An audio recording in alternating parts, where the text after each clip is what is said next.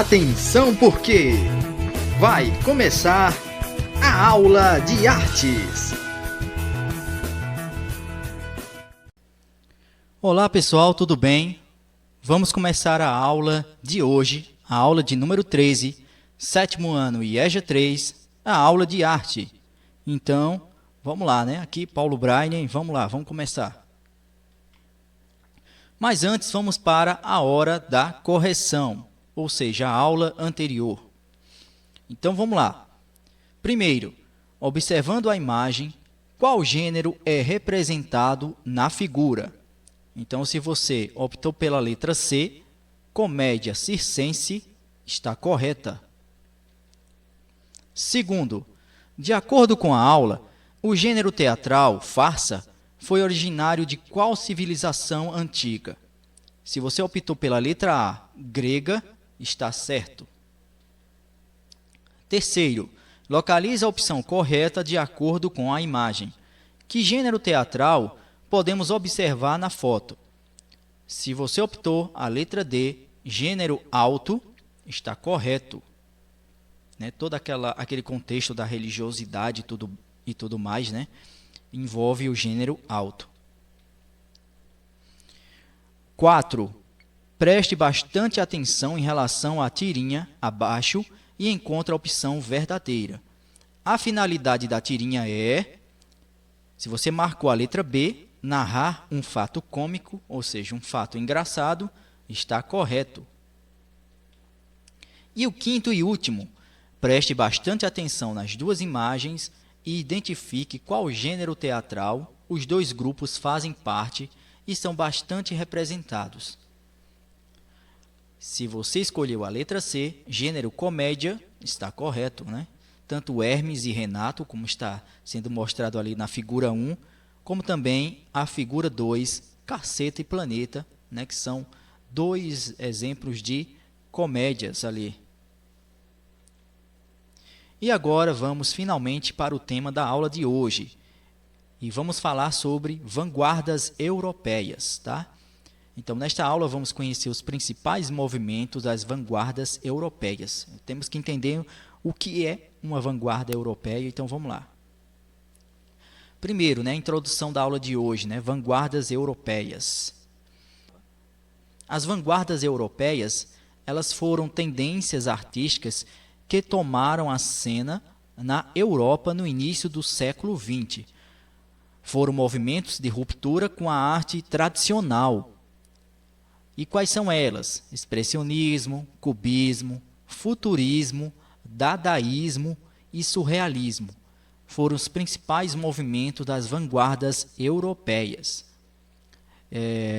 Então, fazendo um resumo aqui, um compilado geral aqui do que foi falado, até então as artes eram relacionadas com algo mais tradicional. E o que seria algo tradicional? É aquele mesmo tipo de arte, onde tinha os quadros bonitos, né? Aqueles quadros renascentistas, todos bonitos, aquela perfeição toda. Mas só que, depois de um certo momento, né? No início do século XX, ou seja, o início lá de 1900, houve essa questão, essa necessidade de pensar a arte de uma forma bem diferente, tá? Então, houve essa questão de fazer os tipos de pinturas, né? Elaborar pinturas totalmente diferentes daquela velha concepção, daquele velho pensamento lá de que a arte tem que ser uma coisa bonitinha, né? Por exemplo, eu produzir uma pessoa do mesmo jeito que ela está ali na realidade, né? Ou seja, uma réplica da realidade. Só que muitos artistas eles começaram a rever certos conceitos e outros revolucionaram a história da arte com essas vanguardas europeias, né? E foram esses movimentos que eu acabei de citar agora para vocês. E vamos entender cada um deles, tá? As características das vanguardas europeias, né? Por exemplo, o futurismo. Vamos entender primeiro o futurismo e o que seria isso, né? Como o próprio nome já está dizendo, futuro, né? Vem de futuro, vem de algo que ainda vai acontecer. Então, é um movimento artístico e literário que surgiu oficialmente em 20 de fevereiro de 1909, tá? E os adeptos rejeitavam o moralismo e o passado, e as suas obras baseavam-se fortemente na velocidade e nos desenvolvimentos tecnológicos e o avanço industrial do final do século XX. Enfim, glorificavam o progresso humano, tá bom? Então, já está dizendo ali, né? Eles não queriam mais voltar no passado, né? Não queriam mais aquelas velhos pensamentos e tudo mais. Então, eles colocaram, né, intensificaram a sua visão, a sua forma de pensamento através dos quadros. Vocês podem observar que no futurismo existem muitos quadros, né, que falam sobre indústrias, tecnologia e tudo mais, máquinas. Então, tudo é relacionado com o progresso, né, com a industrialização na época, né?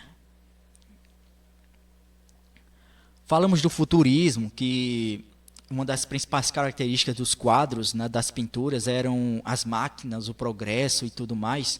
No cubismo, a realidade ela é representada através de formas geométricas, como vocês podem observar ali. O cubismo é um movimento artístico vanguardista europeu que surgiu na França, no começo do século XX, e se caracteriza pela utilização de formas geométricas para retratar a natureza.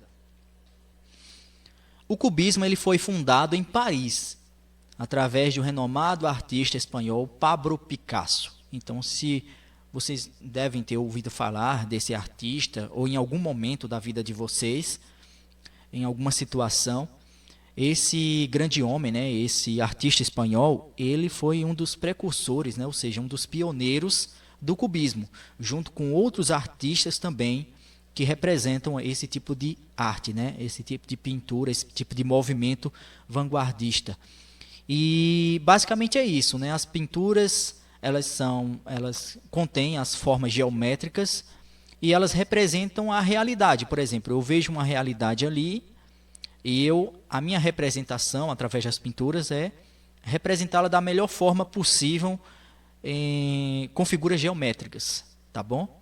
Então, é esse tipo de movimento vanguardista conhecido como cubismo. O expressionismo é o nome de uma vanguarda artística europeia do início do século XX.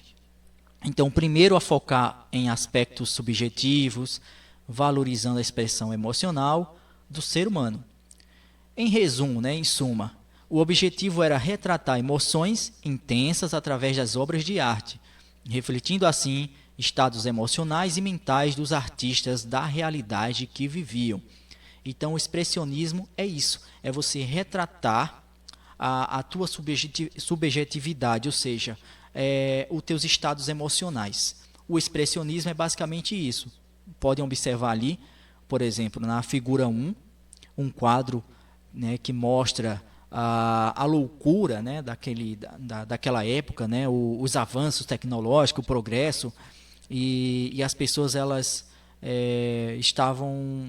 os artistas queriam representar as emoções e a sua forma de pensamento, seus sentimentos através das pinturas, né? O expressionismo não seria exagero compará-lo com a pintura poética, né? Porque eles representavam as suas angústias e tudo aquilo, tá bom? Então o expressionismo é isso, é você mostrar, retratar as suas emoções internas, ou seja, aquilo que você estava sentindo, você pôr de dentro para fora, através do expressionismo, tá bom? Podemos observar, né, logo dando destaque também a realidade, né, a angústia dos trabalhadores e tudo mais, e a velhice, né, que mostra na figura 3 ali, tá bom? Vamos mostrar agora o dadaísmo, né? E o que seria esse movimento vanguardista. O dadaísmo ele pode ser considerado como uma arte espontânea, pautada pela liberdade, pelo pessimismo e pela irracionalidade, ou seja, é falta de razão. O dadaísmo, as suas obras de arte, elas são mais relacionadas com aquilo que você vai ficar pensando assim, nossa, mas isso não é arte. né? Isso vai fazer com que você pense realmente e repense sobre o conceito de arte. Então, a arte conceitual ela está entrelaçada ali com o dadaísmo. É aquele tipo de arte doida, né, que você olha assim e diz assim, nossa, o que é que tem a ver um círculo, uma roda de bicicleta, de bike ou qualquer coisa ali? Porque tudo para o dadaísmo é arte. Tudo é relacionado com a arte. E foi a partir disso que surgiu o nome do movimento, né? Os artistas eles resolveram escolher um nome que indicasse a irracionalidade e falta de lógica presente nas artes dadaístas. Então, tudo aquilo que tem a ver com algo inusitado, tipo, nossa, isso aqui não representa nada, né? Esse objeto não representa nada.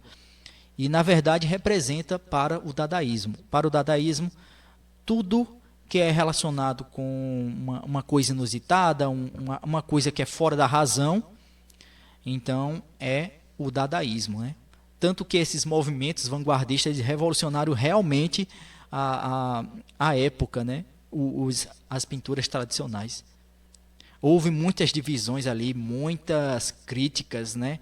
E às vezes eu imagino, né, a quantidade de críticas que muitas pessoas deram para esses movimentos artísticos aí. Mas revolucionário realmente, e não é à toa que são lembrados até hoje. Vamos falar sobre o surrealismo. E o que seria o surrealismo? É tipo a valorização da fantasia, da loucura e a utilização de reação automática. Os artistas surrealistas, eles tinham como objetivo usar o potencial do subconsciente e dos sonhos como fonte para a criação de imagens fantásticas. A imaginação e a fantasia dos efeitos visuais causados nas pinturas era uma característica do surrealismo. Então, observem bem, por si só, antes de eu explicar esse movimento artístico. Então, observem bem, né, o surrealismo ali.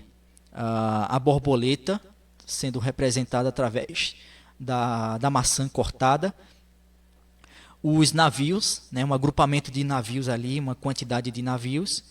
E, ao mesmo tempo, se vocês observarem com uma outra ótica, vão perceber uma ponte, tá certo? Que as nuvens elas começaram a formar. E a terceira foto ali podemos destacar um balão, só que ao invés do balão tradicional, podemos observar fumaça ali no lugar, né, do balão, né, do dirigível e tudo mais, né, da forma ali do enchimento ali do balão, tá bom? Então é isso aí, é a arte surrealista. Em outras palavras, envolve a fantasia e envolve aquilo que está além da nossa razão, além da lógica.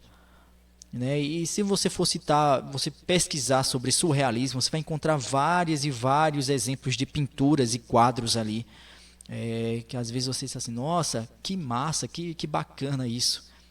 Então é isso aí. E recapitulando a aula de hoje, né, falamos sobre os principais movimentos das vanguardas europeias, que foram estes que eu acabei de citar. Estas são as referências para a realização do material, né? Vocês podem ver ali as fontes de pesquisa sobre o material. E só lembrando, né, eu vou disponibilizar aqui o link logo abaixo, aqui na descrição do vídeo, de algumas fontes que vocês podem pesquisar, né, se aprofundar aí sobre os movimentos, né, das vanguardas europeias, tá bom? É sempre bom a gente se aprofundar e conhecer um pouquinho mais sobre os movimentos artísticos, tá bom? Então, é isso aí. Até a próxima, pessoal. Essa foi mais uma aula de hoje. Valeu, obrigado por tudo e fui!